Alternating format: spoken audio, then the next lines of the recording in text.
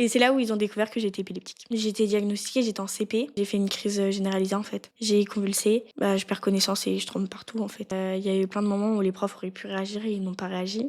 Des surveillants qui m'ont vu me faire frapper, me cracher dessus et qu'ils n'ont rien fait. Le directeur aussi. Qui a vu? Ouais. Et du coup, pour eux, c'était pas du harcèlement parce que je me laissais pas faire. Et il m'a dit, t'en parles à personne. Et en fait, il me gardait plaqué contre le mur, étranglé, et il attendait que je réponde en fait, sinon il me lâchait pas. En même temps, il m'a fait un peu des attouchements, etc.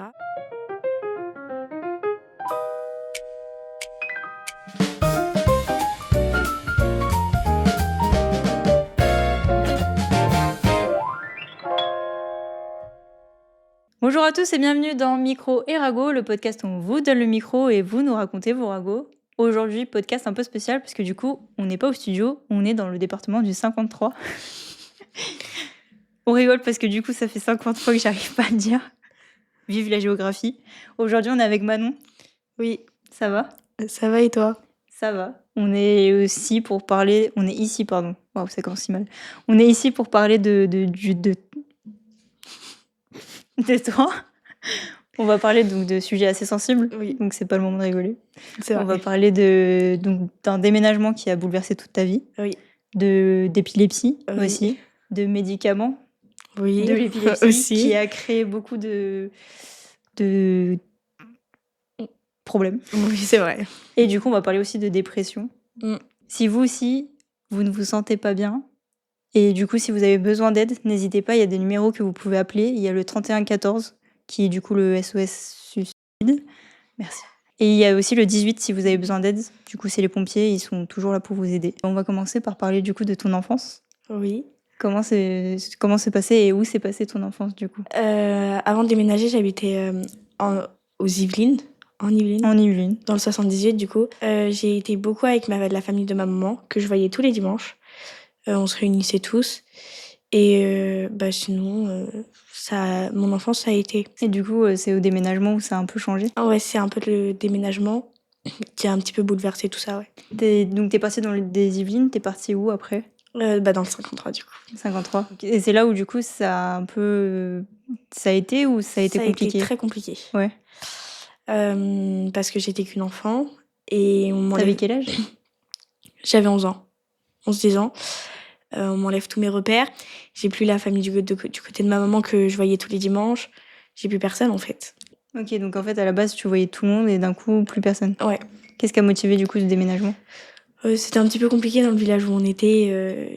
Il y avait eu des tentatives de kidnapping, des meurtres, etc. Donc forcément, mes parents, ils n'ont pas forcément voulu qu'on y reste pour grandir. Je peux comprendre, ouais. Donc même si on ne devait pas partir dans le 53 aussitôt, du coup, ça a avancé notre déménagement. Mais c'était prévu quand même? Oui, c'était prévu. Ils avaient déjà acheté la maison, mais normalement, c'était pour la retraite. Ok. Oui, donc ça a beaucoup avancé le départ. Et donc quand t'es arrivée, j'imagine que t'étais un peu genre la parisienne, etc. Ouais, c'est ça. Ouais. C'est ça, j'étais un petit peu...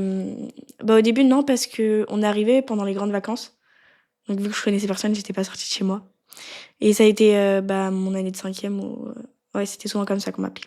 Ouais, surtout qu'en plus, quand t'es arrivée au collège, c'est là où t'as déjà un peu toutes les bandes, etc. Est-ce que t'as réussi à t'intégrer? Le problème, c'est qu'en fait, ils se connaissaient tous depuis la maternelle. Ah oui, parce que du coup, dans les petites villes, enfin, petits villages et tout, tu te suis du début à la fin. Ouais. Jusqu'au lycée. Donc au début, ça a été. J'ai été introduite dans un groupe très vite, mais c'était pas le meilleur des groupes. J'y suis pas restée longtemps. Parce que du coup, c'est quoi? Il y a eu du harcèlement ou... À ce moment-là, non. À ce moment-là, ça allait très bien. Ça allait bien de septembre jusqu'à octobre, quoi. Ok, c'est assez court là quand même. C'était très court. Ok, et donc c'est après ou... C'est après les vacances d'octobre que tout a dégénéré. Et qu'est-ce qui s'est passé du coup? Ma première meilleure copine, donc les soirées pyjama, on sortait, etc. Et en fait, c'était le début où on avait les réseaux sociaux, forcément. Et elle avait eu l'idée de me prendre en photo quand je dormais et de la publier sur les réseaux. Donc j'étais pas du tout pour, en fait. Et du coup, je lui ai demandé de supprimer. Elle avait pas voulu et elle m'a dit que c'était normal parce que c'était ma meilleure pote. C'était normal qu'elle ne veuille pas ou Ouais. qu'elle le fasse? Qu'elle le fasse. Ok. Donc moi, je me suis un peu sentie humiliée, en fait. Donc en fait, ça a commencé comme ça. Et donc en fait, ça a commencé déjà de base par un truc qui ne se fait pas en fait. Ouais, voilà, c'est ça. Ok. Et donc c'est aussi dans cette période-là où tu as commencé à faire des crises épileptiques? J'en avais déjà avant. Ok. J'ai été diagnostiquée, j'étais en CP. Ah oui, super tôt. J'ai fait une crise généralisée, en fait. J'ai C'est convulsé. quoi ça du coup? J'ai convulsé. Je perds connaissance et je tremble partout en fait. C'est Donc, que ça l'épilepsie? Enfin, désolée de te couper, c'est que ça l'épilepsie, c'est que des crises comme ça ou il y non. a d'autres... Il y a énormément de types d'épilepsie, même moi je les connais pas tous. Il y a l'épilepsie généralisée, donc tu fais un malaise et tu t'écroules, tu trembles. Et il y a l'épilepsie que je connais, c'est l'épilepsie, moi j'appelle ça de l'épilepsie absence, c'est des absences. C'est là je vais te parler et pendant 5 secondes, 10 secondes, en fait je vais te fixer mais je vais plus être là. Ok. Mais t'as conscience de ce que tu vois ou... Non. Ok, c'est Et en fait vraiment après plus là. tu te réveilles et généralement les neurologues ils disent que tu te rappelles plus de 15 minutes avant ta crise et 10 minutes après ta crise. Ah oui, c'est comme si tu faisais un blackout en fait. Ouais voilà, pendant Et, 5-10 secondes. et là, enfin, tu restes debout, genre tu te fiches, Ouais, je reste fixée. tu tombes pas. Non. Ok, ouais, donc ça peut être effrayant à voir en vrai. Non, en fait, tu t'en rends même pas compte. T'as commencé par quoi? T'as commencé par la crise Crise générale? généralisée. Ok, donc c'est là où tout le monde a dit ok, il y a un problème. Non. Non? Ok. Comment ça s'est passé du coup? Ils ont pensé que, je sais pas en fait, ils ont pensé que c'était une crise, mais ils savaient pas trop quoi. Donc ils m'ont mis un traitement pendant 6 mois et après ils ont tout arrêté. J'ai pas eu de crise en CE1, CE2, CM1 et j'ai eu des absences, donc ça a réapparu en CM2. Et un mercredi, non c'était un mardi, on était tous à table et ma maman elle me parlait et j'ai fait une crise et forcément en fait tu lèves les yeux au ciel. Et du coup, pour l'éducation, c'est pas forcément bien. Donc, elle me l'avait dit, sauf que mon papa, il s'était rendu compte que c'était pas normal parce que j'étais en train de parler. En fait, je me suis coupée au milieu de ma phrase, j'ai levé les yeux et après, je me rappelais plus de ce que je disais. Ok. Mais tu continues à parler? Non. Non, c'est là où tu t'es figé Ouais. total. Ok. Et du coup, à ce moment-là, le mercredi, après, j'ai fait que des crises. Donc, ils ont appelé les pompiers. Ils m'ont fait un EGG ou EGE, je sais plus. ECG? Oui, Un je crois truc que c'est médical, ça. quoi, un examen Voilà. médical. Et c'est là où ils ont découvert que j'étais épileptique. Ok. En Et donc, CM2. donc c'est un truc neurologique, Mm. ça vient du cerveau. Ouais. Ok. Et tu saurais expliquer, ils t'ont expliqué comment c'était quoi? Alors, de ce que j'ai compris, En c'est simple, que. hein. En fait, t'as le cerveau, mais t'as plein de petites. Ah, t'as les neurones qui se connectent. Voilà. Ok. Et en fait, dans quelqu'un qui est épileptique, ces neurones, en fait, ils vont être beaucoup puissants et à des certains moments, ils vont se. Trop d'énergie. Ouais, voilà. Ils Ok. vont avoir trop d'énergie et ça va. Ton corps, il va être alerté de ça. Et du coup, c'est là où ton corps, il réagit et tu. C'est comme si tu faisais une surchauffe et qu'il se verrouillait au cas En où. gros, c'est ça. Ok. Oui, donc c'est le temps que tu te remettes bien. Ça peut prendre 2 jours Ah ouais. à se remettre d'une crise. Après, ça dépend combien de temps a duré la crise. Mais en tout cas, tu dors pendant un bon jour quand même. Ok. Ouais, donc j'imagine que tu ratais souvent l'école si ça t'arrivait. Non, pas forcément. Ça dépendait des formes de crise que je faisais. Donc, quand je faisais des grosses crises, ouais, pendant 2 jours, j'allais pas Et donc, à l'école. donc t'allais pas à l'école, mais est-ce que ça t'a causé des pénalités, des retards et tout ça dans ton éducation? Non, pas spécialement. Ça veut dire que quand je me suis fait harceler, j'avais pas de facilité parce que j'abandonnais très vite l'école, mais après, c'est passé. Ok. Et donc, comment t'arrives... Enfin, est-ce que tes potes sont au courant ou c'est genre top secret? Non. Mes potes sont au courant parce que pour moi, je me dois de leur dire si je fais une crise devant eux. Parce que ça peut être choquant. Il y a pas beaucoup de personnes qui m'ont vu faire des crises. Ma classe, à une certaine période, elle me voyait faire des crises. Pas là, mais dans d'autres Ouais. classes. Mes parents, ma famille m'ont vu faire des crises. Donc, quand il y a un risque de crise, parce que les crises, ça peut être dû à quelque chose, et que je sais que cette chose-là, je vais y être confrontée, je vais forcément leur en parler. Après, c'est pas obligé que je fasse des crises. Donc, t'as des éléments déclencheurs? Ouais, c'est ça. Et t'as des exemples? Si t'as trop mal au crâne, Ok. trop de lumière qui clignote, ou de lumière tout court. Ça va là? Oui, ça va. Ok. Trop une surcharge d'émotions. Ouais, ok. Ça veut dire que si je vais trop bien, ça peut me faire avoir une crise. Si je Ah vais ouais. trop mal, ça peut me faire avoir une crise. Donc c'est assez Ok. handicapant. Wow. Ok, donc en fait, par exemple, est-ce qu'il y a des moments où t'étais trop bien? Genre, je sais pas, si tu fais un parc d'attraction et du coup t'as une grande sensation, ça peut t'arriver aussi? Alors, moi j'adore les parcs d'attractions. On en fait un tous les ans avec mes parents. Du coup, bon, ils sont pas trop pour que je fasse des manèges à sensations. Mais la plupart du temps, ça m'a rien fait. C'était surtout dans les moments où j'allais vraiment très mal, où je faisais beaucoup de crises. Ok. Et du coup, on arrive donc au collège, ça se passe bien. Tes parents, comment ils le gèrent, De quoi? ton épilepsie, du coup? C'est une routine qui s'est mise en place ou ça a été dur? Alors au début, on appelait les pompiers tout le temps. Ça m'avait pas dérangé au lycée. Au lycée, j'en ai pas eu en fait.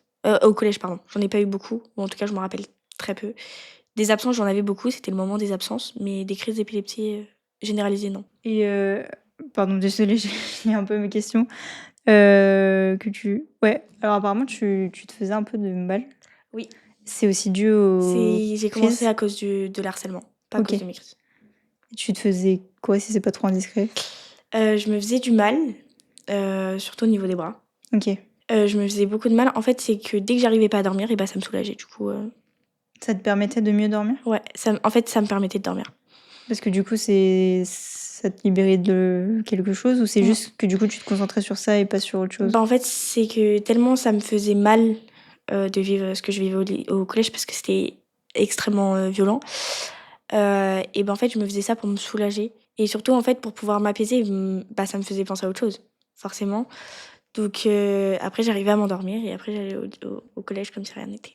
Alors attends, parce que du coup, le harcèlement n'a pas duré que la première année où t'es arrivée. Non, Ça elle a duré, duré bah, jusqu'à que je quitte le collège. Ok. Et c'était les mêmes personnes? Oui.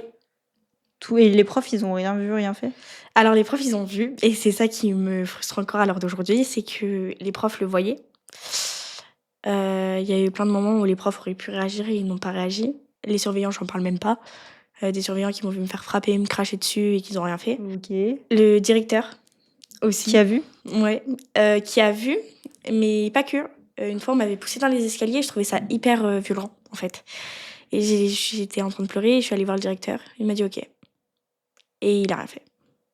Ils ont rien eu. Et tes parents, ils étaient au courant? Bah, ils ont fini au courant par rapport au collège. Mais parce que vu que je suis grande sœur, et bah, moi, je gardais tout pour moi. Et, et en fait, le collège les a appelés en leur disant Manon, faut qu'elle voie un psy parce qu'elle a des problèmes avec tout le monde. Ah, genre, c'est toi le problème. Voilà. Alors qu'ils voient que c'est pas forcément ça la Oui. vérité. C'est que le problème, c'est que je me défendais. Enfin, le problème, faut se défendre quand on se fait harceler, bien évidemment. Mais je me défendais et je réagissais directement. Et du coup, bah, pour eux, c'était pas du harcèlement parce que je me laissais pas faire. Ok, donc en mode faut que tu te fasses victimiser jusqu'au bout. T'as pas le droit de te défendre. Ok, Voilà. super. Ouh, bonne ambiance. Et donc tes parents, ils ont réagi comment? Comment ils ont su? Du coup, je suis allée voir un psy. Alors qu'à ce moment-là, j'étais absolument contre y aller parce que pour moi, c'était pas de ma faute. Et j'ai vu ça comme une Et punition. c'était pas de ta faute. Hein. Oui. Si tu te fais harceler, c'est pas de ta faute. En fait, pour moi, c'était une punition parce que ça venait pas de moi, en fait. Pour moi, aller voir un psy, c'est quelque chose où il faut être prêt à le faire. Et il faut que ça vienne de nous-mêmes pour que ça marche. Et là, ça venait pas de nous-mêmes, enfin, ça venait pas de moi-même. Et bah, du coup, j'avais pas le choix parce que, en gros, le directeur a dit à mes parents que si j'étais pas suivie, et bah, j'allais être virée du collège. Et ça, c'était hors de question pour mes parents. Même sachant que tu te faisais harceler? Parce que ça faisait trop de problèmes au collège.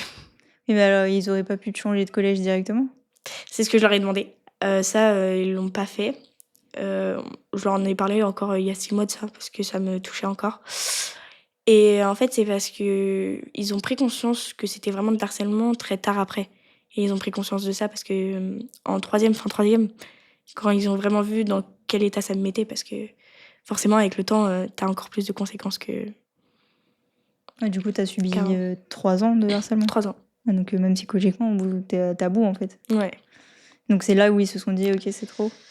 Bah, c'est que j'étais hospitalisée parce que je m'étais fait du mal et qu'ils s'en étaient rendus compte grâce au collège. Ah, c'est le collège qui l'aura dit? C'est ça qui est encore plus dingue. En fait, c'est comme si tout le monde voyait ta détresse, mais qu'il y avait un mur entre toi et les autres. Mais en fait, bah, je me faisais encore embêter, clairement. Et le garçon qui faisait ça, en fait, m'attrape le bras très fort. Ouais, sauf que mauvais truc. Et je me tiens le bras parce que ça me fait très mal, du coup, normal. Et à ce moment-là, une surveillante le voit un petit peu. Et me dit bah Manon, enlève ton manteau. Et du coup, ils ont vu toutes les cicatrices que t'avais? Toutes. Et je leur ai dit dites-le pas à mes parents parce qu'ils vont m'emmener à l'hôpital et je veux pas. Et quand j'ai dit que je voulais pas, et ben ils m'ont dit en fait, j'avais 2 heures de sport, je me rappellerai toute ma vie, hein. J'avais 2 heures de sport et ils m'ont dit: «Bah, on réfléchit, on te le dira à la récré». Donc pendant 2 heures. C'est horrible. Du coup, je suis allée en sport. J'ai pas été capable de faire du sport parce que je m'inquiétais trop, en fait. J'avais trop peur. Et au final, je suis arrivée et j'attendais la surveillante qui m'avait dit ça. Et en fait, je l'ai vu sortir du bureau du directeur. Ok. Ouais, en fait, ils ont dû discuter du cas ensemble. Et après, le directeur, je me suis écroulée, moi, dans la récré. Ça en a fait plaisir à certains. Je me suis écroulée et il m'a dit, oui, j'ai appelé tes parents, pourquoi? Avec un sourire. Ouais, c'est comme s'ils t'avaient pris en grippe et du coup, ils voulaient que se venger sur toi. Et du coup, mes parents, ils ont été au courant, ils ont vu mes marques et ils m'ont emmenée à l'hôpital. Et ça t'a fait du bien ou c'était une mauvaise... Alors en fait, passe je suis très proche de ma petite sœur. Et en fait, je voulais qu'une chose, c'est revenir auprès de ma petite sœur. Donc en fait, j'avais rendez-vous en pédiatrie et je leur disais tout le temps, non mais ça va mieux, je sais ce que j'ai, je sais que ce que j'ai fait, je devais pas le faire, c'était pas bien. Laissez-moi rentrer chez moi pour ma sœur. Donc je suis Parce restée qu'elle te 3 rendait pas jours. visite? Non, Oui, donc 3 jours, c'est court quand même. ouais, Pour un passage... 3 ou 2 jours, je pourrais plus. Ouais, enfin, c'était trop court, quoi. Ouais, c'était super court, mais voilà. Et après, ça allait mieux ou juste Ah non. tu faisais semblant d'aller mieux? Non, ça allait pas mieux. Et puis, c'était assez compliqué. Parce que du coup, j'en voulais à la terre entière d'avoir fini à l'hôpital. Et du coup, à ce moment-là, je me suis un peu rebellée au collège. C'est vraiment au moment où je me laissais vraiment plus faire, où je m'étais battue avec un de mes harceleurs, etc. C'est quand même pas à faire, mais j'en avais besoin pour ces 3 ans-là.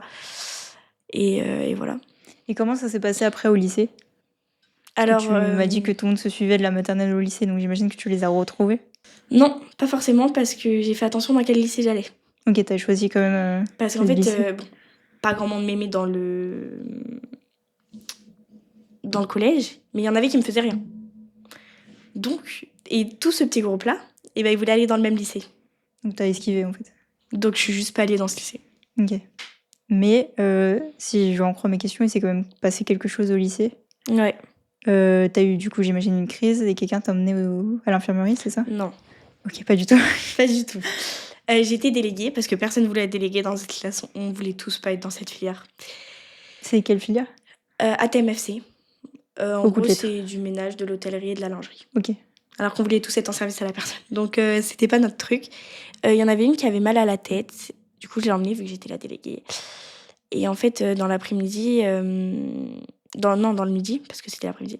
Dans le midi, un garçon que je connaissais, mais de vue, en fait, venait et me disait bonjour, mais beaucoup de fois quand même. Et moi, je trouvais pas. En fait, j'étais innocente, donc pour moi, il me dire bonjour 30 fois dans la journée qu'il le fasse. Ah, c'est dans la même journée? Dans la même pause du midi. Ah oui. Et moi, j'étais là en mode. En fait, ça me faisait rire, je trouvais ça enfantin. Et bref, il me faisait des checks et tout. Enfin, bref. Et ma meilleure amie de l'époque, elle m'a dit fais attention parce qu'il est bizarre quand même. Et j'ai fait mais non, tu dois te faire des soucis en fait. Pour rien. Et du coup, je l'emmène et ce garçon-là, en fait, je le croise. Et je vois qu'il va à l'infirmerie aussi, qu'il y aille, je m'en fiche. Et en fait, il y avait l'infirmerie, il y avait un escalier, après il y avait l'internat. Et en gros, c'était c'était un petit carré, mais c'était pas fermé parce que t'avais juste pas à y être en fait. Et en fait, il me tire, donc j'emmène la fille à l'infirmerie, et après il me tire pour aller là-bas. Et moi je comprends pas, je lui dis mais qu'est-ce que tu fais là? Et il me tire, il me dit mais viens et tout. J'y vais et c'est là où en fait ça a un peu tout chamboulé. Ça veut dire que ça a commencé à être avec des agressions, il a commencé à m'embrasser, à m'étrangler, etc. À t'étrangler carrément? Ouais, Ok. et j'avais des marques rouges au cou. Mais j'avais un manteau qui se cachait, donc ça s'est pas vu au début. Et en fait, il m'a dit t'en parles à personne, hein. Bon, en même temps, il m'a fait un peu des attouchements, etc. Et il m'a dit t'en parles à personne. Et en fait, il me gardait plaqué contre le mur, étranglé, et il attendait que je réponde en fait, sinon il me lâchait pas. Du coup, je lui ai dit que j'en parlerais à personne. Il m'a lâché, je suis tombée, il est parti. Je suis partie 10 minutes après. Je suis rentrée en cours et j'ai fait comme si rien n'était. Et t'en as parlé après ou pas? Oui. Le lendemain, je suis allée voir la CPE. Je dis à la CPE que ce qui vient d'arriver en fait. Et elle me dit soit je te convoque avec lui et on fait une confrontation, parce que j'avais pas du tout envie. Ou soit tu nous fais confiance et tu nous laisses régler ça. Donc moi, j'ai pris la deuxième option, forcément, j'avais peur. Donc ok, et pendant 2-3 semaines, je l'ai pas vu. Donc je me suis dit, il s'est pris une sanction, c'est bon, il me laissera tranquille. Et en janvier, il a recommencé. Avec toi? Avec moi. Mais du coup, pire, j'imagine? Non, c'était toujours pareil. Mais il faisait juste, genre, il te plaquait au mur et des attouchements et Et voilà. il partait. Ouais. T'en as reparlé après, du coup, à la CPE? Non, parce que du coup, je me suis dit: «Bah, en fait, il m'écoute pas». Enfin, et du coup, je m'enfermais de plus en plus. Dès que je le voyais, je faisais plus rien en cours, je rendais copie blanche, j'étais infernale, en fait. J'allais beaucoup à l'infirmerie et un jour, en fait, je l'ai recroisé et genre, je fais une crise d'angoisse en avril. Donc ça dure quand même, tout le temps, hein. Chaque fois qu'il me croise, il me le fait quand même et je vais voir l'infirmière pour lui en reparler, en fait, pour lui dire que ça s'arrête pas et que ça me fait trop mal. J'attends 1 heure et demie avant que l'infirmière arrive. En général, les infirmières, elles sont pas tout le temps là. 1 heure et demie et elle me regarde, du coup, je vais dans son bureau, elle me regarde, elle me fait: «Par contre, tu vas vite parce que j'ai pas le temps». OK. Heureusement qu'elle est là pour aider les élèves. Sauf que, bah, du coup, moi, je me voyais pas dire ça vite, en fait. C'était en train de m'arriver, donc je pouvais pas. Donc je lui ai dit: «Bah, c'est pas grave, voilà». Et du coup, les cours, ils se sont finis. Donc t'as tenu jusqu'à la fin de l'année? Non, les OK. cours, ils se sont finis dans la journée Ah oui, OK, pardon.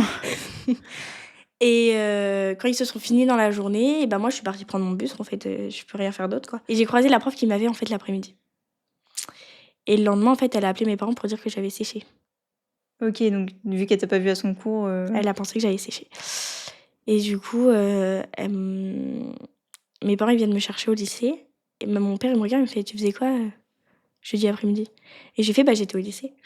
«Oui, c'est vrai, tu» et mon père, il me dit: «Arrête de nous mentir, c'est pas vrai. Enfin, on nous a appelés pour nous dire que tu avais séché» et mes parents, ils sont contre tout ça, c'est normal et je leur dis: «Mais appelez l'infirmière», j'étais avec l'infirmière parce que c'est noté quand même, donc je savais que ça, j'avais rien à me reprocher et en fait, mon père, il me fait: «Ouais, mais pourquoi, en fait, en ce moment, tu es comme ça et tout?» Et du coup, bah, moi, je craque. Je lui dis tout ce qui se passe. Je lui dis: «Bah, tu veux savoir pourquoi je suis comme ça?» Et je lui sors tout. Donc c'était super compliqué pour un papa d'apprendre ça, hein. Donc forcément, c'était compliqué pour mon père et il y a eu quoi?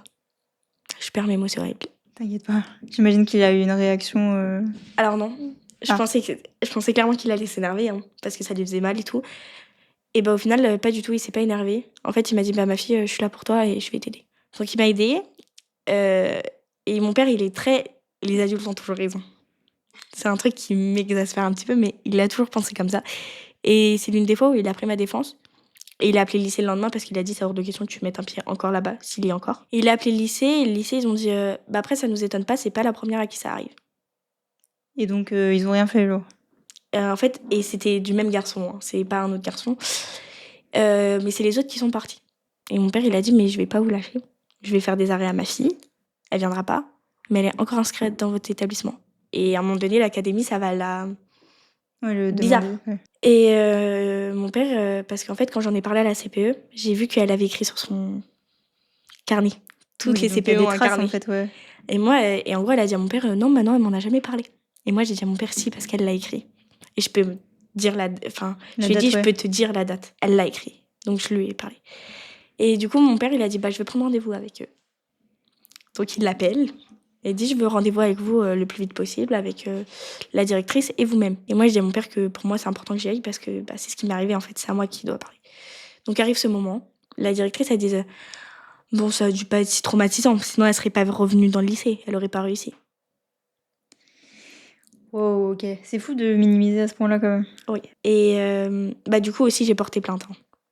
OK, Mon avec, père, la police, du coup? ouais, mon père il m'a emmenée jusqu'au bout porter plainte T'as et porté plainte contre lui ou contre l'école aussi? contre lui, OK. pas contre l'école. Et du coup moi je leur dis que, bah, moi j'avais besoin en fait de venir dire ce que j'avais vécu parce que je lui en avais parlé. Et mon père directement il demande le carnet et la page elle est déchirée. Ouais, donc en fait, ils ont couvert, jusqu'au bout. Mais il l'a vu mon père que c'était déchiré, il lui a dit: «Mais pourquoi ça s'est déchiré?» «Oh bah, parce que Ouais, elle a trouvé une excuse, cette quand même. page-là, elle était pas très importante». Alors qu'en fait c'était là-dedans. Mais ce lycée, il nous a pas lâchés, hein. Parce que, en août, quand j'ai été hospitalisée, on va en parler après, ils ont rappelé mon père en disant, «J'espère qu'on reverra Manon, en septembre». Parce que du coup, t'avais pas fini tes études? Non. OK. Et pourquoi t'as été hospitalisée, du coup? Au début, c'était suite à une crise d'épilepsie, OK. sauf que dans la nuit, en fait, j'ai fait une sorte de crise d'angoisse et du coup, ils ont appelé enfin, ils m'ont dit, si ça me dérangeait de voir un pédopsychiatre. Donc je leur ai dit non, que ça me dérangeait pas et c'est là où j'ai été diagnostiquée. Diagnostiquée, du coup, épileptique? Dépression. Dépression? OK. Bah, OK. l'épilepsie, j'étais Oui, diagnostiquée. oui, pardon. Mais du coup, c'était la même année que l'agression? Oui. OK. Donc la dépression, c'est à cause de l'agression ou à cause du harcèlement plus agression et Je tout ce pense qui que s'ensuit. c'est un tout. Ouais. Je pense que le déménagement, il m'a mis un sacré coup et j'ai pas voulu m'en rendre compte directement. J'ai été beaucoup dans le déni. Je pensais y retourner. Je pensais pas que ça allait être définitif. L'harcèlement a dû jouer aussi très fortement parce que c'est quelque chose qui m'a énormément touchée et c'est pas quelque chose à prendre à la légère, le harcèlement. Et bah après l'agression, ça a été la goutte d'eau, donc Donc l'agression, c'est arrivé genre en seconde? ouais, Ok, donc première année de lycée. lycée. Et donc la dépression, comment est-ce que... Donc ils l'ont décelé, mais est-ce qu'ils t'ont donné des médicaments pour t'en sortir ou est-ce que c'était genre une thérapie? Alors déjà, ils m'ont dit que vu qu'ils avaient diagnostiqué une dépression, ils m'avaient proposé de rester hospitalisée pour dépression et plus pour épileptique du coup. Mais du coup, oui, ils m'avaient donné, je sais plus quel médicament, mais c'était pour rééquilibrer mes émotions. Ok.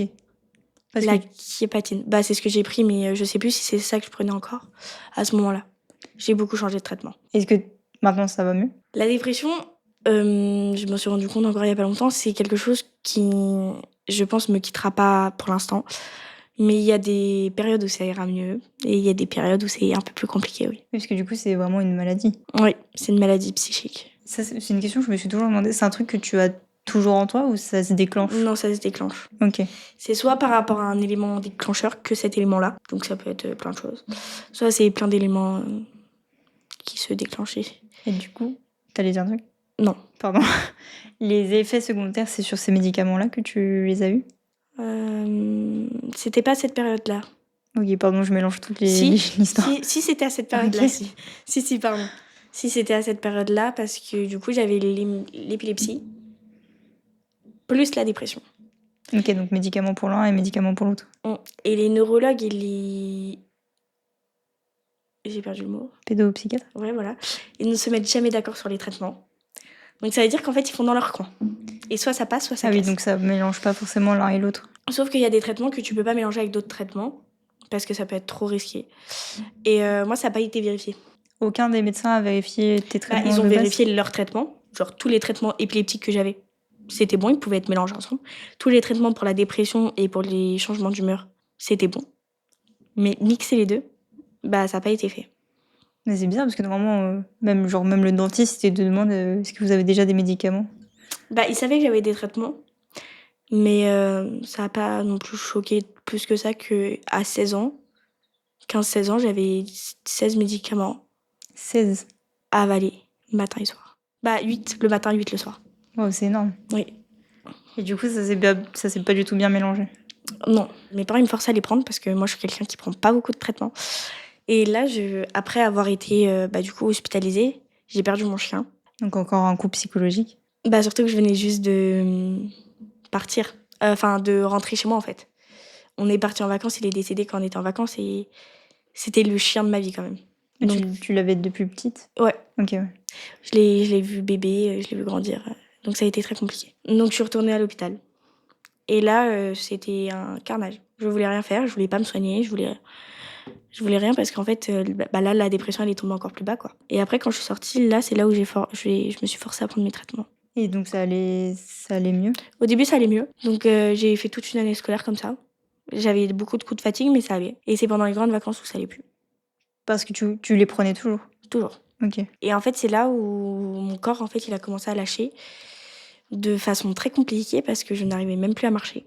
Ah oui, ok, il s'est stoppé Enfin, direct. j'arrivais à marcher, mais je marchais pas droit, quoi. Je faisais des crises d'épilepsie généralisées tous les soirs. Ça devait être fatigant.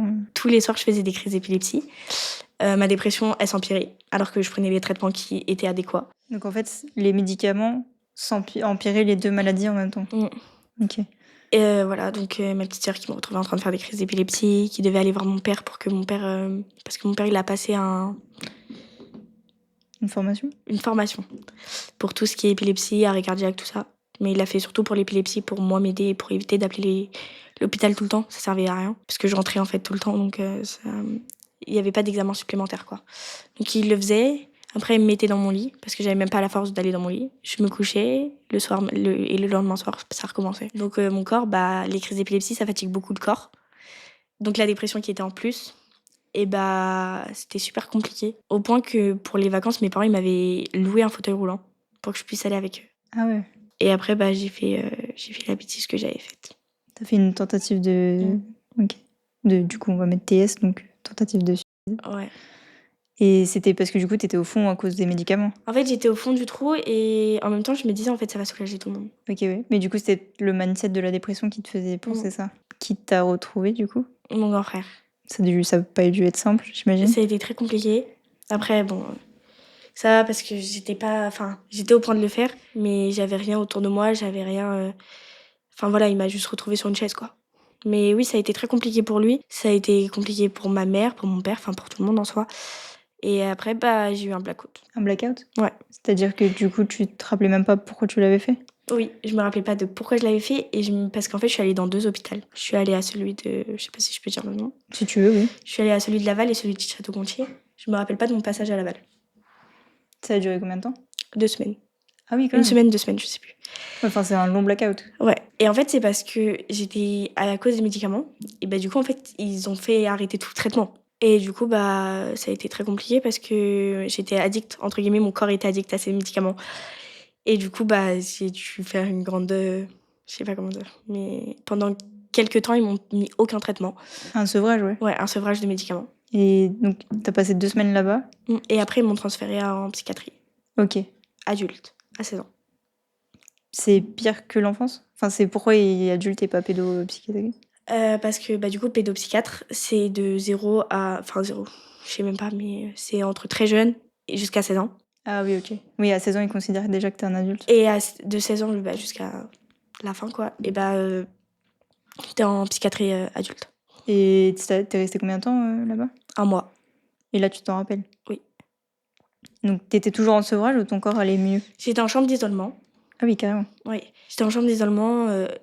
Alors, moi, à chaque fois que je dis ça, on me dit t'étais attachée. Pas du tout. J'ai jamais. Bah, de ce que je me rappelle, en tout cas, je n'ai pas été attachée une seule fois. J'étais dans une pièce où il y avait qu'un lit fermé à clé, et sinon, j'avais une autre pièce, salle de bain, fermée à clé. Et c'est pas toi qui avais les clés, j'imagine? Non. Bah, de toute façon, j'étais pas capable de me lever de mon lit. Au début, j'étais pas capable de me lever de mon lit. J'avais totalement perdu la mémoire. Je me rappelais pas de mes parents. Je me rappelais pas de. Oui, de trucs basiques. Je me rappelais de rien, en fait. Et j'étais dans une paranoïa, mais horrible. Par rapport à tout? Par rapport à tout. Ok. Et puis, vu que j'avais tout oublié, et bah, pour tout revivre, et bah, c'était aussi. En fait, j'avais l'impression de tout revivre une deuxième fois. Ah, parce que du coup, tes souvenirs revenaient et tu revivais quand ouais. tu. Ah ouais, ça doit être horrible, ça. Quand je dormais. Ah ouais. Donc en plus, du coup, ça te privait de sommeil. Oui, parce que je me réveillais tout le temps. Je hurlais. Et des fois, en fait, j'avais des crises de paranoïa. J'avais l'impression que j'étais dans une église. Non, mais vraiment, j'avais l'impression que j'étais dans une église et que ma sœur courait venir me voir. Alors que non, j'étais à l'hôpital et que ma sœur pouvait pas rentrer. Et non, ça a été très compliqué de me réveiller de ça. Et j'arrivais pas à marcher. Prendre ma douche, c'était des infirmières qui me le faisaient. Donc à 16 ans, ça te fait un choc parce que tu te dis, bah, je vais pas rester comme ça toute ma vie, j'espère. Et en fait, un jour, ça m'a fait un choc et je me suis dit, faut que j'arrive à me relever, c'est pas possible. Donc je me suis fait tomber de mon lit.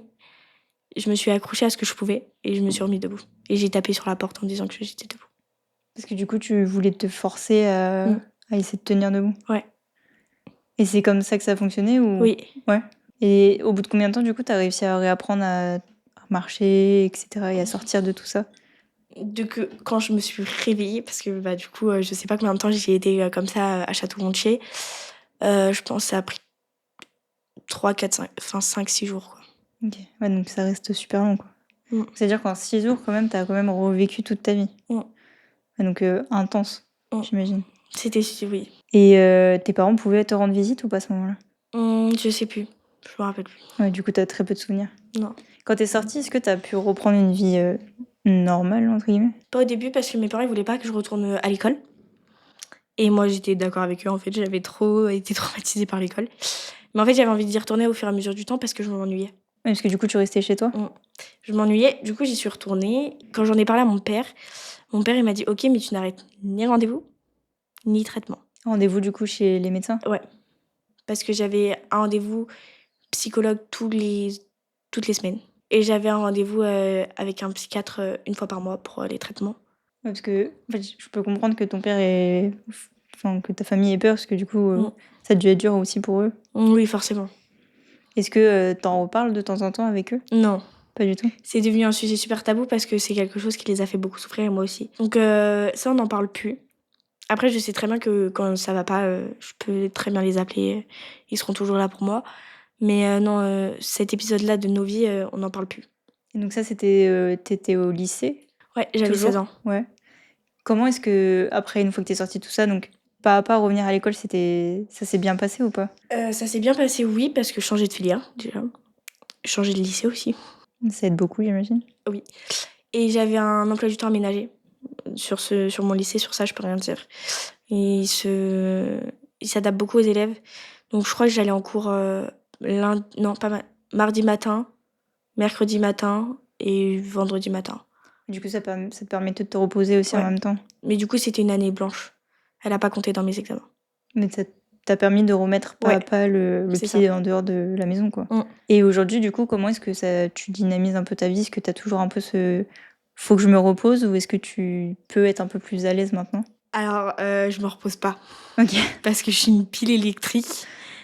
Tu es passée du Heu, tout au tout, en fait. ouais, voilà, c'est ça. Je suis passée de quelqu'un qui restait écroulé dans son lit à quelqu'un qui bouge beaucoup. Je sors beaucoup, je vois beaucoup mes amis, mon entourage, tout le temps. Je suis aussi, au lycée maintenant tous les jours, depuis l'année dernière et ouais, je suis beaucoup plus, je me repose très peu. Du coup, là, tu en es où dans tes études? Je suis en 2e année de SAP SAP-Vert. OK, donc bientôt la fin. Oui. Comment est-ce que parce que du coup, c'est un truc pour aider la personne, c'est ça? Ouais. Et dès le lycée, tu voulais aider la personne. Est-ce que c'est dû à ce que tu as vécu ou c'est juste tu as une vocation comme ça? Depuis le collège, je veux faire ça. J'ai toujours voulu aider les enfants et du coup, c'est pour ça que je suis dans le service à la personne. Le rééquilibrage de tes traitements, Mmh. ça s'est fait en douceur? Ou est-ce que, il y a encore des moments où, ça va pas et tu vois que le traitement est trop fort? Hem, alors du coup, après mon hospitalisation d'1 mois en psychiatrie adulte, c'est les médecins qui nous ont dit que c'était une erreur médicale et que j'aurais pas dû être en psy. Un peu tard, mais L'erreur médicale, c'est ils l'ont les avoué. dosages ou c'est C'est les le dosages et OK. les traitements aussi en même temps. Il y avait trop de traitements pour mon âge et pour mon poids. Et du coup, j'ai continué à reprendre mes traitements, mais du coup, j'en avais beaucoup moins. J'étais passée de 3 médicaments le soir. OK. Drastiquement, c'est OK. C'est Carrément passé de différent. tout au rien. Ouais. Et au début, je les prenais. Puis j'ai commencé à avoir les effets indésirables de la dépakine. OK. C'est quoi les effets, indésirables? Je vomissais. OK, pas sympa. J'avais l'impression que je faisais un 360 dans ma tête dès que je tournais la tête. Ça veut dire que je pouvais être allongée. Je faisais ça, j'avais l'impression que je faisais un manège. C'est horrible, je conseille ça à personne. Je peux comprendre. Mal de crâne, chaud, froid et voilà. Et je tenais pas debout aussi. OK, donc en fait, quoi qu'il arrive, toi, tu tiens pas debout. Mmh. Est-ce que aujourd'hui, ça va, tu as réussi enfin, ils ont réussi à te trouver un bon équilibre de médicaments ou non? En mai, j'ai recommencé à prendre mes traitements après une énième pause. Et la pause, c'est toi qui l'as décidé ou c'est les médecins? Oui, c'est moi. OK. C'est moi, en fait, quand je voulais plus prendre mes traitements, je les prenais plus. Et du coup, je les ai repris parce que j'allais en stage avec les enfants et je voulais être... Enfin, j'étais obligée, en fait, c'était mon contrat pour pouvoir aller là-bas. Et en fait, dimanche, je recommence à revomir, avoir de la fièvre, mal au crâne, etc. J'appelle mon père et je lui dis je reprendrai pas le traitement. Il me fait quoi? J'ai pas compris. Tu vas reprendre ton traitement? Je fais non, vomir tout le temps, même plus tenir debout, c'est pas une vie. J'arrête tous mes traitements. Pour un médicament, j'ai arrêté tous mes traitements. Mes parents, ils étaient pas du tout OK avec ça parce que forcément, ils avaient peur que je rechute. Du coup, j'ai tout arrêté. J'ai été têtue et encore à l'heure d'aujourd'hui, du coup, j'ai plus de traitement. Mais il faut pas faire ça. C'est pas bien. Tu le fais, mais il faut pas le faire. Non, faut pas le faire. Faut demander au médecin de changer de traitement, mais moi, il voulait pas me changer parce qu'il m'avait fait, en fait, essayer tout le traitement possible. Donc, OK, t'avais pas «d'autre choix» entre guillemets. mmh, Tu as essayé de voir d'autres médecins peut-être? non. Peut-être un jour. Oui, peut-être un jour, je m'y remettrai au traitement. Mais du coup, ouais, c'est compliqué de trouver un bon traitement si, déjà, si tu dis que tu les as tous testés et qu'au final, ça fonctionne pas, enfin mal. En fait, c'est que déjà, je me dis, avec l'antécédent que j'ai avec les traitements, c'est super compliqué de me refaire reprendre un traitement. Parce que je suis du genre maintenant à regarder toute la liste OK, des d'effets effets secondaires, indésirables. en fait. Parce qu'il est hors de question que je retombe dans une période comme ça. Donc, je regarde tout et dès que je vois que ça peut soit donner des envies suicidaires, soit faire des crises d'épilepsie, parce que j'ai quand même vu ça, hein. sur des médicaments anti-épileptiques, comme quoi ça pouvait faire des risques de convulsions. Non mais c'est dingue, hein. Ok. Donc dès qu'il y a ces deux facteurs, je ne prendrai pas le traitement. Mais parce que tu te dis que toi, t'es plus à risque. Mm. Ok. Même si les effets secondaires, c'est pas toujours du coup Non, c'est pas toujours le cas. mais Mais la dépakine, c'est un médicament qui est très connu pour ça. très connu pour des choses. Enfin, en fait, ça met beaucoup de problèmes en fait Ok. de santé. Et puis tu peux pas. Bon, moi ça me dérange pas du coup, mais tu peux pas concevoir. Enfin, tu peux pas tomber enceinte sous ce traitement-là, car sinon ton enfant en fait, il aura des problèmes cérébraux. En fait, ça sera un légume. Ok, oui, donc c'est pas ce qu'on veut. Donc c'est pas non plus ce qu'on veut. Donc quand tu es une femme et que tu as l'âge de procréer, il t'oblige, c'est une obligation sinon t'as pas ton traitement, de prendre une pilule. Et donc ça te rajoute encore un truc à prendre Encore un qui truc à peut te prendre. ramener encore des effets secondaires. Voilà. Mais tu n'as pas le choix sinon les pharmacies ne te le donnent pas le médicament. Ok, donc sauf si tu prouves que t'es stérile peut-être. Même Même t'es ça. obligé parce que au début moi, on m'a dit tu signes un papier comme quoi tu connais les risques. C'est pour pas se retourner finalement contre le Ouais, bien médicament. sûr. Et on pourra te le passer. Bah moi du coup je signe, vas-y. Et bah non, ils m'ont dit il faut que tu signes, il faut que tu nous ramènes le papier. Après il faut que tu nous ramènes un autre papier de ton psychiatre comme quoi tu as bien été au courant des risques. Et après tu pourras peut-être l'avoir si tu prends une pilule. Ah, ça, Mais il faut aussi ramener ton parcours du ordonnance de combattant. pilule. Parce que ouais, mais même si t'as l'ordonnance, c'est pas forcément que tu la prends. Oui. Ok, wow. Ah, c'est pas gagné. Ah c'est traitement, mais c'est pour ça ce traitement ça a beaucoup de risques très compliqués. C'est fou qu'il y ait autant de risques. Enfin, surtout que toi, du coup, tu cumules deux trucs, mais c'est surtout que c'est fou qu'il y ait autant. Enfin, qu'il n'y ait pas de nouveautés pour que ça aille mieux, tu vois. Moi, comme je l'ai dit à mes parents, j'ai dit honnêtement, je préfère vivre avec mon épilepsie sans rien que vivre sous ce traitement-là. Oui, parce que ça t'apporte plus de problèmes qu'autre chose. Ouais, et puis l'épilepsie, je peux passer des jours entiers sans faire de crise. Enfin là, ça fait au moins 3 semaines, un mois que j'ai même pas fait une absence, quoi. Moi, si tu demandes la barre si c'est vrai. Non, c'est faux. Ça lui est arrivé cette semaine. Non. Même ta grand-mère me l'a dit. C'est arrivé cette semaine, On en a apparemment. parlé hier soir avec ta grand-mère, elle m'a dit comme quoi tu avais fait une absence cette semaine. Ouais, non. Mais après, maintenant, je lève les yeux, ils croient que je fais une crise, donc... Tu peux même plus te révolter tranquillement. Non, mais vraiment. Non, cette semaine, il y a eu un moment où tu as recommencé ta phrase, tu t'es arrêté, tu as levé les yeux, et tu as recommencé. Là, je peux rien dire. Ok. Mais en tout cas, c'est Mais moins ça grave m'arrive qu'avant. très peu. Ouais, c'est Et ça. puis, c'est des absences, c'est pas des crises généralisées, donc ça m'inquiète beaucoup moins. Enfin, je peux travailler avec. Enfin, Oui, je c'est peux sûr. vivre avec. C'est sûr que c'est moins handicapant que t'écrouler au sol et faire une crise, quoi. Oui. Qu'est-ce que tu conseillerais du coup à quelqu'un, enfin tu l'as dit tout à l'heure, de continuer à prendre ses traitements, mais s'il y a quelqu'un qui vient découvrir qu'il est épileptique ou qui est dépressif et épileptique, est-ce que tu aurais quelque chose à conseiller? Pour l'épilepsie, faut pas croire qu'on s'arrête de vivre avec l'épilepsie. Parce que non, tu peux très bien vivre comme tout le monde avec l'épilepsie. Faut faire attention à certains facteurs, effectivement. Mais tu peux totalement t'amuser avec tes potes, t'éclater, rigoler, faire des paris d'attraction. Bon, ça dépend de ton épilepsie quand même, mais tu peux le faire. Faut juste un peu se ménager quand même. Faut pas forcer. Si on a des symptômes, parce qu'on a des symptômes avant une crise, faut pas se forcer à le faire parce que ça sert à rien, on pourra le faire plus tard. Il faut s'écouter en fait. Et faut pas oublier que l'épilepsie, ça peut partir, mais qu'il faut prendre ses traitements. Mais ça ça peut peut partir. Oui, ça peut partir si t'es épileptique, enfin si c'est déclaré épileptique dès ton enfance, pendant ta puberté, tu peux. Pendant l'âge adulte, tu peux. Et aussi si c'est à cause d'un élément déclencheur, parce que l'épilepsie aussi, ça peut être ça, si tu soignes cet élément déclencheur. Donc il y a des chances de guérir de ça. Et je crois qu'il y a une opération qui peut se faire, mais qui est risquée. Faut se renseigner parce que ça, je sais pas trop. Mais l'épilepsie se soigne. Et si on tombe sur les bons traitements, parce que j'en connais qui sont tombés sur de bons traitements, tu vis comme les autres. Ok. Donc plus d'absence, plus de... Ok. Donc non, faut quand même se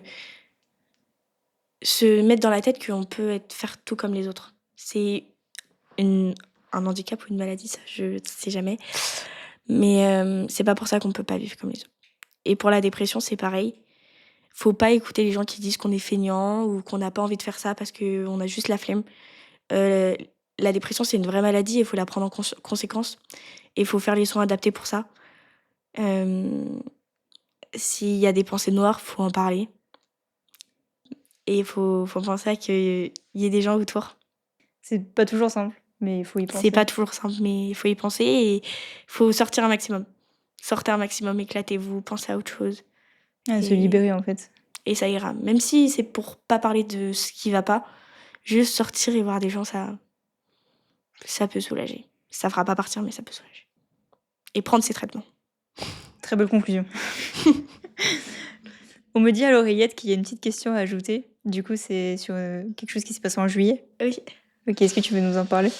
J'ai fréquenté un garçon que tout le monde disait parfait, et même moi, au final, je le trouvais comme ça. Donc on s'est beaucoup attachés et on a très vite commencé à flirter ensemble. Et, et ça a vite très mal tourné. C'est-à-dire? C'est-à-dire que c'était quelqu'un qui manipulait beaucoup et qui aimait beaucoup que je sois sous son emprise. Et vu qu'il savait mon passé, bah, ça l'amusait encore plus. Il m'interdisait de faire des choses banales. Sortir dans un centre-ville, j'avais pas le droit. Faire la bise à mes amis garçons, j'avais pas le droit. Avoir mes amis garçons sur Snap, je n'avais pas le droit. Ah oui, contrôle à fond, quoi. Oh, il contrôlait pas, mais s'il voyait que je l'avais, il pétait un câble en fait. M'habiller comme je voulais, je n'avais pas le droit. Ça veut dire que j'avais quand même une combi, pantalon, t-shirt, rien de ouf. Et j'avais mis des bottines. Et ben il m'a fait tout un cercle pour ça pendant toute une journée entière. Vous avez collé bottines. Mais pourquoi tu sors en bottines c'est pour plaire à d'autres gens. Et moi j'étais là en mode mais je veux me plaire à moi, là je veux me faire kiffer, c'est l'été, laisse-moi profiter. Et du coup non. Il me dénigrait beaucoup auprès de tout le monde. Devant toi? Ouais. Et même derrière en fait. Sauf que moi je restais et en fait j'étais sous son emprise parce qu'il me menaçait. De menacer de violence? Non, j'aurais préféré, j'avoue. En fait, moi et mon papa, on est super proches. Mon papa, c'est toute ma vie. Je l'ai tatoué sur moi. Ça sera, ça c'est toute ma vie. Et il le savait. Et il en jouait. Ça veut dire qu'il avait eu le numéro de mon père. Et il me disait, bah si tu fais pas ça, tu sais, je peux. Parce qu'à ce moment, bon, fumer c'est pas bien. À ce moment-là, mon papa le savait pas et il était en mode non mais je peux envoyer à ton père que tu fumes. Oublie pas. Hein. Et en fait, vu que je suis hyper fusionnelle avec mon papa, je voulais pas que... Bon, il y avait d'autres choses, mais du coup, je vais éviter de les dire pour éviter que si mon père tombe dessus, ça serait bête. Et en fait, vu que je voulais pas ça, et ben en fait, je faisais tout ce qu'il me disait de faire. Ok, ouais, il te manipulait comme ça. Mais ça a été super compliqué parce que il a continué bien après. Et en continuant bien après, bah, on n'était plus ensemble. Et il arrivait quand même à avoir un pouvoir sur moi. Comment? Bah, toujours sous menace. Ah oui, parce que du coup, il détenait toujours les infos que tu C'est voulais ça. pas qu'on sache. Et du coup, et bah... Attends, on précise que du coup, la personne n'est pas dans la pièce parce que vu que tu regardes oui, souvent oui, là-bas. Non. Non. Et je me suis mis avec mon copain, du coup, en octobre. J'étais démolie. Hein. Je ne voulais plus de relation. Plus du tout. Et puis, il est arrivé, donc je l'ai accepté. Et je lui en ai directement parlé parce que c'était quelqu'un qui interférait beaucoup dans ma vie. Sans que je le veuille, il le faisait. Et je voulais pas qu'il soit choqué de... Enfin, pas choqué, mais surpris de ça. Ouais. Donc, j'en ai parlé et puis j'ai fini par aller porter plainte, clairement, parce que c'était pas possible. Je supportais plus ce qu'il me faisait. Et puis vraiment, c'était de pire en pire. Il me faisait des réputations et tout. Non, c'était... Je supportais pas, en fait. Auprès de tes proches, du coup? De tout le monde. De tout le monde. Je me prenais des menaces par tout le monde. J'étais en fait la mauvaise dans l'histoire parce que c'est quelqu'un qui adore se faire passer pour une victime. Alors que j'ai des torts, je le sais. Mais je lui ai pas fait vivre ce qu'il m'a fait vivre, quoi. Et c'est un peu ce qui m'a fait retomber en quelque sorte. Et heureusement que j'avais mon copain qui était là. Même s'il s'en est pris aussi à lui. Ah, du coup, tout le monde était dans son collimateur, quoi. Ouais. Bah, en fait, vu que c'est mon copain, bah, en fait, je le trahis. Dans sa tête, il était encore avec toi, du coup? Enfin, t'étais encore à lui? Oui. Ok.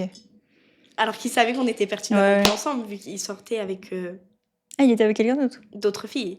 Il est en rapprochement avec une personne mineure alors qu'il a 24 ans. C'est Problématique comme monsieur. pas son vrai âge, mais il est dans ces âges-là. Ok. Et en fait, il en jouait, en fait. Il voulait me rendre jalouse, sauf que ça marchait pas. Moi, c'était fini. Il m'avait tellement blessée que c'était fini. Et vu que ça avait fait ça, j'avais porté plainte. Il a été convoqué. Le soir même, j'étais avec mon copain. Le soir même, il m'appelle avec le numéro d'un pote à moi, qui était aussi pote avec lui. Il m'appelle et il me dit de toute façon, t'as porté plainte, mais ça sert à rien. Ils te croiront pas. Et bon, mon copain m'a arraché mon téléphone des mains. Et il lui a dit non, mais tu vas la laisser tranquille, etc. Et lui, il était là en mode de toute façon, je la laisse tranquille, c'est elle qui m'aime. En gros, c'est ce qui s'est passé. Je vais pas dire vraiment comment il est monté dans les tours, mais en gros, il voulait juste qu'il me laisse tranquille. Et en fait, voilà. Et puis après, moi, je l'ai revu au téléphone et il m'a dit non, mais en fait, tu me trompes. Ah ouais, donc en fait, dans sa tête, il était vraiment dans son propre monde. Et je lui ai dit mais comment ça, je t'ai trompée, en fait, je comprends pas là. Ouais, t'as fait comme mon ex et tout, tu m'as trompée. Je fais non, mais on s'est séparés en août. Je me suis mis avec en octobre. Je t'ai pas trompée, en fait. Les calculs sont pas bons, là. Les calculs sont pas bons du tout, là. Réalise. Et en fait, j'ai appelé aussi la SPA pour son chien parce qu'il battait son chien aussi. Donc ça l'a énervé encore plus que je fasse ça, forcément. Du coup, l'ASP est venu me chercher le chien. Au final, il a encore le chien. Et sa mère qui m'appelle, qui me dit oui, si mon fils t'appelle encore, c'est parce qu'il t'aime. Oui, mais en fait, c'est pas pour autant que je dois subir. Donc juste qu'il me lâche, qu'il me laisse tranquille. Et du coup, ça veut dire que même ses parents n'étaient pas au courant, enfin, n'avaient pas ouvert les yeux sur ce qu'il était. Ah bah si, parce que même sa mère, elle me disait c'est un pervers narcissique, pars. Mais elle t'appelle pour dire reviens? Non, pas du tout. Parce qu'en fait, elle m'appelle, elle me dit oui, qu'est-ce qui s'est passé avec mon fils, nan. Je lui dis non, mais en fait, ton fils, je le supporte plus parce que ce qu'il fait, c'est pas possible. Faut qu'il me laisse tranquille. Non, mais il arrive pas à te laisser tranquille parce qu'il t'aime encore. Mais je prends note de l'information. Merci madame, au revoir. Merci, mais je m'en fiche. Ouais. Je lui ai raccroché au nez parce que non, en fait. Et une semaine après, elle m'appelait parce que du coup, ils avaient eu des nouvelles de la SPA et la SPA. Oui, pourquoi t'as appelé? C'était de la pure vengeance. Bah non, mais tu sais très bien comment il éduque son chien. Parce que pour lui, c'est de l'éducation. Pas du tout. Et du coup, il a porté plainte lui aussi. Sur toi? Sur moi pour violence et Diffamation. Ok. Merci. Ok, donc mais violence sur lui? Ouais, parce qu'on a fini par se battre. Ok. Et devant témoin? Oui. Ok. Et du coup, la police, elle a fait... Non, du coup, j'ai été convoquée. Alors, il a dit des choses qui m'ont fait rire parce que c'est catégoriquement pas possible. Mais du coup, j'ai pas eu de nouvelles. J'en veux pas. Il est pas venu me redresser la parole. Tant mieux. Et puis voilà. Donc, faut faire aussi attention à ça. Ouais. Parce que les relations comme ça, c'est un gouffre total. Mais est-ce que tu as vu des signes au début? Parce qu'en vrai, tu dis faut faire attention à ça, mais si tu vois pas de signes, c'est compliqué C'est vrai. de pas rentrer dans l'engrenage, enfin, de voir qu'il y a un guet-apens au fond de tout ça, tu vois. Si un homme ou une femme vous dit que toutes ses anciennes relations, c'est de la faute des autres et que lui, il a toujours été parfait, déjà, c'est Red pas bon flag. signe. Il y a un C'est problème pas déjà. bon signe du tout. Parce que ça veut dire qu'avec vous, si ça ne marche pas, il dirait que c'est de votre faute à 100%. Ouais, il n'y a pas de remise en question en fait. Ah non, pas du tout. Ça veut dire que pour lui, c'est moi la folle, c'est moi qui a tout fait mal, et que si moi j'aurais pas fait ça, on n'en serait pas là. Ouais, c'est bien de se remettre en question des fois. Et je lui dis, mais toi tu m'as fait ça. Oui, mais je t'ai fait ça parce que t'avais fait ça. Mais j'ai juste été sur mon téléphone. Oui, mais t'étais sur ton téléphone, mais moi je te parlais. Hein. Ouais, en fait, donc quoi qu'il arrive, ça sera ta faute. Ouais, voilà. Quoi Ok. qu'il se passe, c'est de ta faute. Tu restes parce que moi j'étais dans parce qu'en fait je suis souvent dépendante affectivement des gens. J'étais en dépendance, donc en plus d'être en dépendance, il avait l'emprise sur moi. Donc c'était un carnage. Des fois je revenais avant de rencontrer mon copain, du coup je revenais et il était là en mode ah, mais tu vois tu reviens, c'est que je t'ai pas fait vraiment du mal, hein, sinon tu serais pas revenu. Mais sauf que c'est juste que t'es sous emprise quoi. Et ça il l'a dit quand il a porté plainte. Il a dit t'as porté plainte. Enfin non, à ce moment-là, j'avais pas porté plainte. Mais quand il l'a dit dans sa déposition, il a dit mais elle a porté plainte pour menaces, etc. Mais elle m'appelait encore en septembre. Ok, oui, donc il s'est servi en fait. Alors qu'il savait ça, que ouais. j'étais en dépendance clairement et que en fait tant qu'il me fait pas un truc vraiment qui me dure, je partirai pas. Il le savait. Mais là, du coup, c'est fini quoi. Ah non, là c'est Ouais. là c'est terminé, j'en veux plus du tout. Qu'il soit heureux avec sa copine. Bah, j'espère pour elle que du coup, c'est pas genre Manon bis quoi. Bah, il y en a eu 3-4 après moi et 3-4 c'était pareil. Donc peut-être que là, ça sera différent. Je l'espère pour sa copine. Et puis voilà, qu'il fasse sa vie. Et du coup, si tu sais que vous êtes plusieurs à avoir subi la même chose, pourquoi est-ce que juridiquement, vous pouvez faire une action collective contre lui? Non. Non, parce que c'est pas de la violence physique. Donc à part porter... Et encore pour porter plainte, j'ai dû faire 3 commissariats. Parce que sinon, ils voulaient pas prendre ma plainte. Parce que c'est pas une violence physique. Bah parce que c'était pas grave et que ça allait passer avec le temps. C'est ce qu'on me répondait. Bah, en général, c'est ça, et après, tu retrouves la femme morte. Et en fait, la dernière commissariat que j'avais appelé, en fait, je me suis mis à pleurer et je leur ai dit, en fait, il me faut de l'aide parce que là, je ne supporte plus ce qu'il me fait. Il faut que vous m'aidiez. Et là, elle m'a du coup donné un rendez-vous le lendemain. Donc en fait, il faut vraiment être au bout du bout, que c'est là où on a une oreille, quoi. Ok. Donc elle a pris ma plainte et puis ils ont pris sa plainte aussi. Bah, de toute façon, ils n'ont pas le choix, hein, ils peuvent pas refuser des plaintes non plus. Donc voilà. Et on sait pas où c'en est, c'est en procédure. Je sais pas. Ouais, ça se trouve, ça a juste été classé sans suite. Oui, ça se trouve, ça a été classé sans suite, ça se trouve, il y aura une suite, bah voilà quoi. Dis donc que ta vie a été très mouvementée. Hein. Et encore, c'est pas fini. Il y a beaucoup de choses, mais j'en sors toujours plus grandi de chaque chose. C'est bien que tu arrives quand même à voir le positif, tu vois, dans tout ça. Oui, j'essaye d'avoir le... En fait, j'essaye toujours d'apprendre une leçon de ce qui m'a fait le plus mal. Ou en tout cas, de ne pas refaire les mêmes erreurs qui auraient pu me faire avoir ça. Donc la plupart du temps, ça marche. Après, ça dépend des épreuves de la vie qu'on a, quoi. Oui, bon, des fois, c'est pas forcément ton choix de retomber dedans, en fait. Mais ouais, ok. Encore quelqu'un qu'il ne faut pas fréquenter. Oui. On prendra note. Enfin, même si on sait pas qui c'est, mais... Non, et je vais quand même pas dire son prénom. Non, On va vaut mieux éviter que pas. ça me rattaque en justice quand même. Exactement, on va éviter. Parce que là, juste pour ça, il pourrait me rattaquer en justice. Oui, c'est pour ça on J'ai va appris rester dans quelque l'anonymat. chose, je tiens à préciser. Je rappelle que c'est pas... Si on parle de quelque chose sur les réseaux sociaux, on va dire quelqu'un, c'est un exemple, mais qu'on met ni son prénom, ni son visage, ni rien pour reconnaître que c'est lui, il peut quand même porter plainte pour diffamation. Si c'est quelqu'un qui... Si c'est reconnaissable, par exemple, si tu dis ma mère, même si tu donnes aucune info... Non. Non. Même si tu dis, imaginons, sur TikTok, tu marques quand il m'a fait... quand j'ai vécu ça. Quand j'ai vécu une bagarre, c'est un exemple. Et bah si la personne veut se retourner contre toi, elle peut. Parce que, ouais, mais faut apporter des preuves que c'est toi. Que c'est la personne? Ouais. Bah la personne, si elle dit que bah ouais, mais bah on s'était battu il y a une semaine, elle poste ça 2 jours après. Ok, ouais. C'est bizarre. Donc ça, faut faire attention parce que ça, je le savais pas. Ça veut dire que je mettais des choses sur les réseaux et je pensais que bah vu que il y avait aucun prénom, aucun... Pardon. Il y a aucune façon de reconnaître qui c'est. Parce qu'on peut croiser plein de gens dans notre vie. Et bah la personne peut quand même se retourner contre vous. Donc faut faire très attention à ce qu'on met sur les réseaux. Et ça, bah, du coup, je l'ai appris quand ça s'est retourné contre moi, en fait. Ok. Ah, parce que du coup, t'as déjà eu un antécédent... Bah, c'est le même garçon, en fait, Ah, pour lui. diffamation. Ah oui, parce que tu parlais de lui sur les réseaux. C'est pas que je parlais de lui, c'est qu'en fait, moi, TikTok, j'ai un TikTok, en fait, où c'est vraiment pour me soulager. Je vis tout ce que j'ai à dire. Peu importe quoi. Et c'est sur des musiques, et il y a aucun prénom, aucun nom, aucune photo, rien. Et en fait, moi, quand j'y suis allée, je leur ai dit, mais il y a pas de prénom, il y a pas de photo, même si c'est lui, j'incite pas à la haine, personne sait que c'est lui.